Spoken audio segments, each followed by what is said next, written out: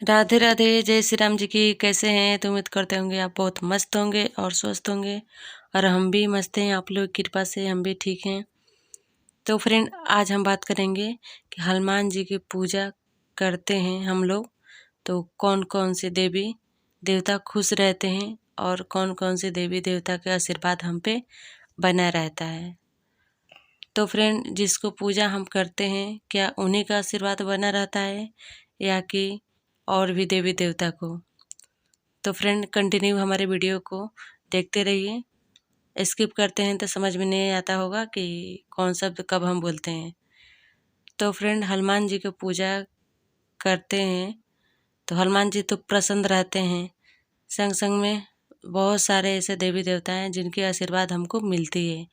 वो हम मन से करे पूजा, तब तन मन धन बोलते हैं ना, तन मन धन सारे भगवान को अर्पित कर देते हैं तो भगवान बहुत प्रसन्न रहते हैं। यानी को धूप बत्ती किए और हो गया पूजा। धूप बत्ती नहीं करेंगे और दिल से भगवान को मानेंगे तो भी भगवान आप पे प्रसन्न रहेंगे। चाहे भगवान को आप भोग ना लगाएं, एक गिलास पानी ना दें, दिल से भगवान को माने तो फ्रेंड, भगवान को, हनुमान जी को हम पूजा करते हैं तो स्वयं श्री राम जी प्रसन्न रहते हैं। हनुमान जी के जो भक्त हनुमान की पूजा करते हैं, हनुमान जी की, उन पे श्री राम जी की कृपा स्वयं बनी रहती है। राम जी की पूजा नहीं करेंगे, हनुमान जी की पूजा करेंगे तो राम जी की कृपा बनी रहेगी। और सीता माँ का तो सबसे ज़्यादा कृपा बनी रहती है, क्योंकि जब सीता माँ अपने पति के लिए, लंबी वायु के लिए अपनी मांगें भर रही थी, तब उसी समय राम जी की खुशी के लिए हनुमान जी पूरे देह में सिंदूर और तेल अर्पित कर, मतलब पूरे देह में लिपेट लिए थे।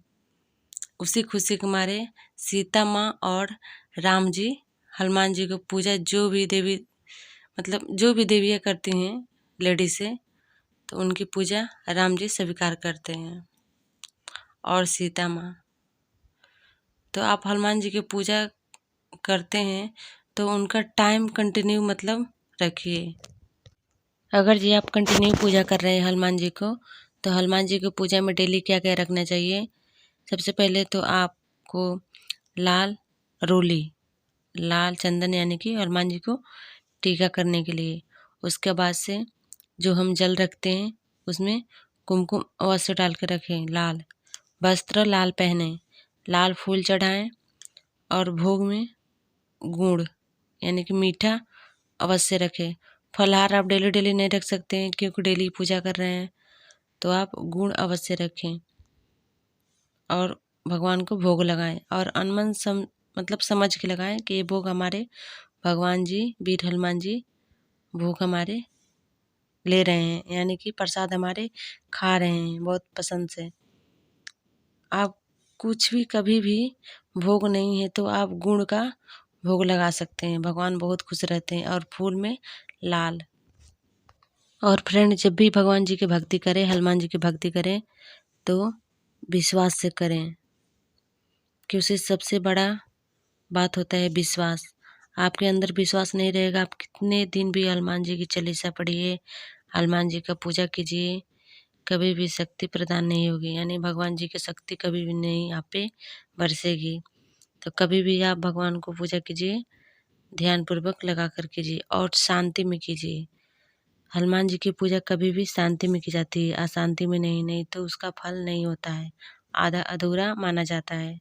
तो सबसे अच्छा रहता है जब हम रात को 8:30 बजे के बाद पूजा करते हैं, क्योंकि वो पूजा हमारा सफल माना जाता है। ये श्री राम जी की सेवा से हनुमान जी भी थोड़े अपने प्रसाद लेने के लिए, अपने भक्त की बात सुनने के लिए थोड़े बहुत आराम करते हैं, तो हमारी पूजा स्वीकार होती है। तो फ्रेंड, ये पूजा की बात हो गई कि हम कैसे पूजा करें। और दूसरा बात कि हम वो कौन कौन सी गलतियां हैं जो हम लोग कर देते हैं। तो पहला गलती है कि हम बिना नहाए हनुमान जी की पूजा ना करें।